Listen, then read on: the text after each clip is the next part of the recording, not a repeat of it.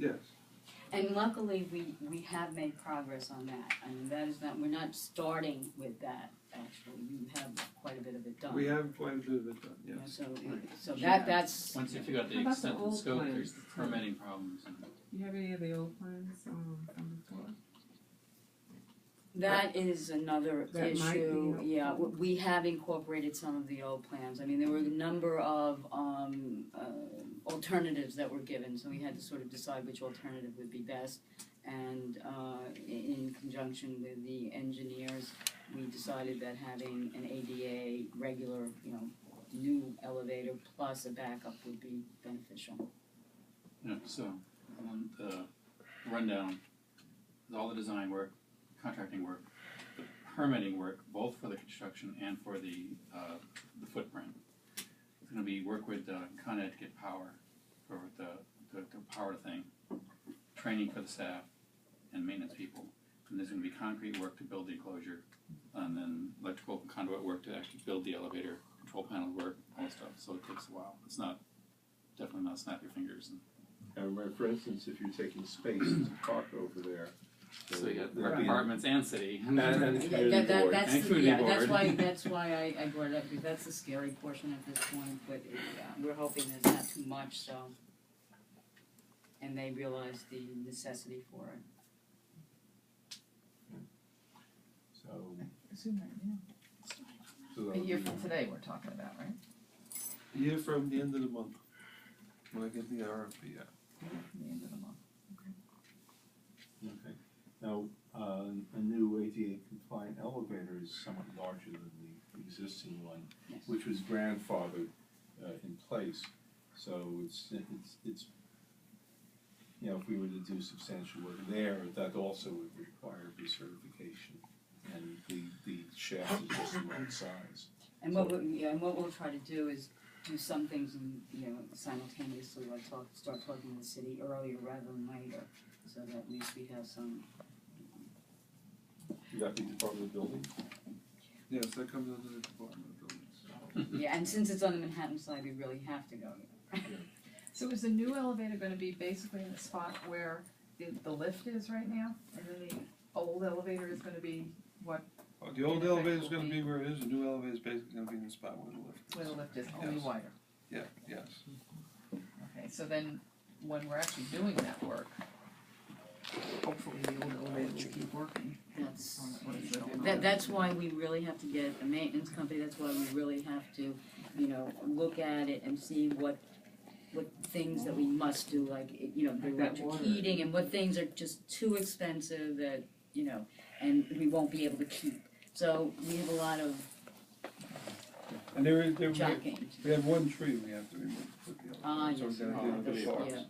yeah. The challenge you're going to have is that if they have to, when they take out the lift and they start the concrete work for the new enclosure, if they mount it to the existing one, they may have to do cross drilling and some of that, so they may have to stop the elevators if they want to cross drill to mount the new structure to the old structure. Or you have night work, Or night work. and which is a lot more But that's expensive. it's more expensive, and there's also noise issues in that Right. area. So these are so we can't say that there's going to be no outage of both elevators. 'Cause But if there is, we have to be suspect, very clear about the signage and telling everybody when right. it's gonna happen. I suspect, just running through the process in my head, that when they're building that external enclosure or ripping out the lift, that they may have to take the current elevator out of service while they do that. They will probably have to take the elevator out of service. Yeah, well, we'll try and make every effort not to, but I think Michael's right, it won't be some.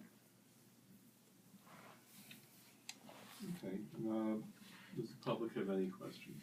Just, Are you the public? No.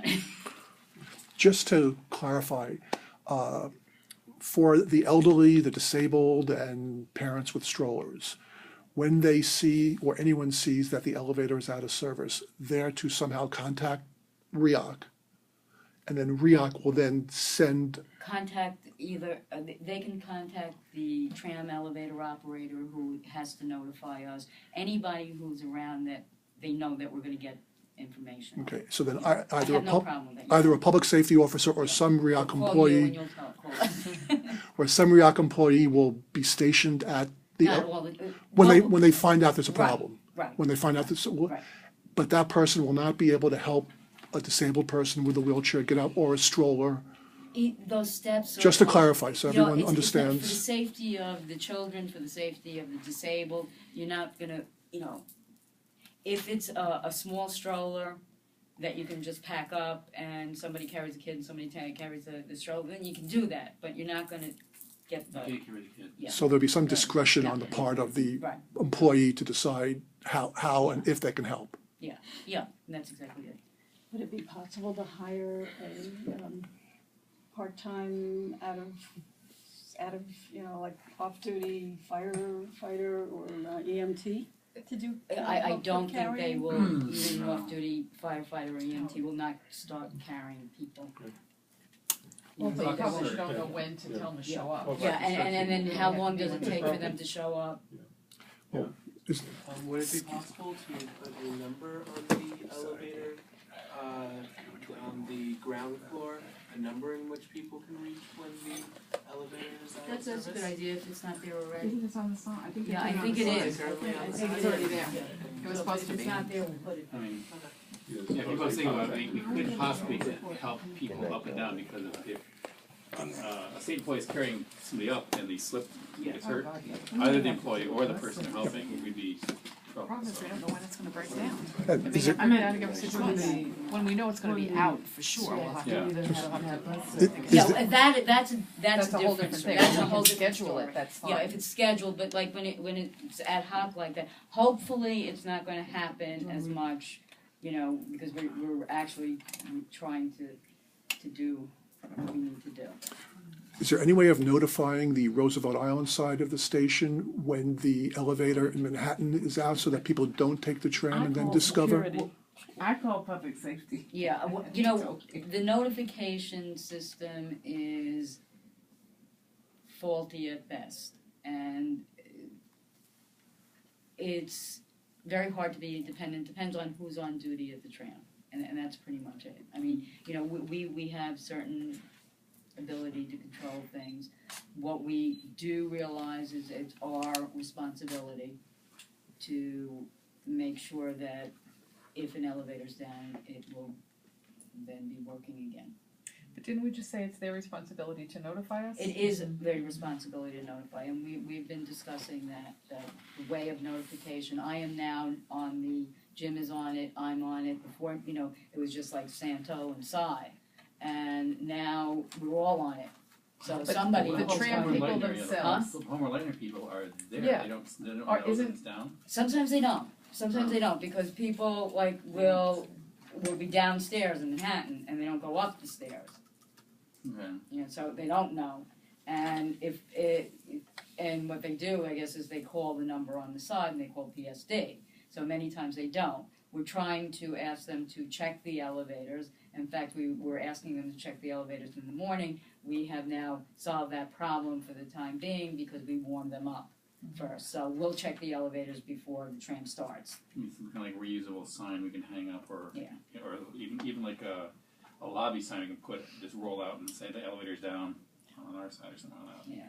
But we don't have the ability to tell Poma, we want you every 2 hours to go out and press that elevator button and make sure it's working, and if it's not, you call us right away.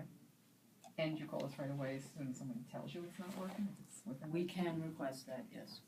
I think we need to. And then there may be an issue on staffing levels. So we have to Well, be there's, very on the careful. Manhattan side, there's usually someone sitting in a police booth, Yeah, and there's a tram, so how's it how's staffing that problem? They'll walk over and push the button, because they go and get coffee, They're and they usually sleeping. You don't have to go down or do Yeah, anything. Just we're, press the button. Margie, we're really working I on mean, come on. it. I know, but, Yeah, I mean, because they're not ours, you know, Yeah. with our people, we have the no, I protocol. didn't say I that, think but our it's- guys aren't there. Right. And these, I consider them Yeah. our people because we're Yeah. paying them. And I mean, it would be nice if it was out before people get on the tram from the Roosevelt Island end, that they know that the elevator's not working on the other side. Yeah. I mean, We- it'd be we will- awfully that- nice if people would tell them that. Right. I mean, it's a Make that trip. courtesy, you know, so then they Well, can decide, you know, what they're gonna do. You know, whether they're gonna go over to the subway and use the elevator there, which may or may not be working, or whether they're That's just the gonna MTA's decide not to go into Manhattan. You know, I mean, I think it's just a courtesy, you know, rather than letting somebody on the tram when you know that the elevator is out, to say, you know, the elevator is out right now, and We can ask. We can get like a, just like, the slippery sign, walk Yeah. around sign, just bring a sign out and stick it down Yeah. in the. No, I platform so that, mean, you know, it's, Elevators out. you're right. Now, this is when we need the electronic, signage. Can the countdown clock be used to say the elevator is out? I have no idea. I have to, I would- Potentially, yeah, because it is a programmable display. Right. But someone that have to ca- do that. yeah, and that, Well, the isn't it console, their responsibility to program? Yeah, thing. yeah, Okay, but somebody that's in the does. console booth, right? Yeah, it's up in the console. Yeah, and they don't have anybody there. It's on our side. I would hate to come all the way to the tram and. Yeah, Well, and it's, yeah, and let's talk reason, yeah, because when the negotiations were going on, for one reason or another, they decided to not have that console, and if you only need somebody at the console just to, for signage for the elevator, well, we're gonna have that, it's very expensive Yeah, to have. we can just put a You can't remote I- into it? I Can't don't remote know, into that console? and we'll check. Okay, any other questions, comments about the elevator? So the takeaway is that we're fixing what we've got, very actively, that we're making provisions for keeping the thing running in this cold weather, that we're making provisions for testing periodically to make sure it's running, and for better notification on both stations if there's some sort of issue, and that we're very actively in process for an improved maintenance contract for the existing structure, which hopefully can be maintained as much as possible during the creation of the new ADA compliant elevator, a process which will probably take about a year. And we'll see what we get. And we're praying for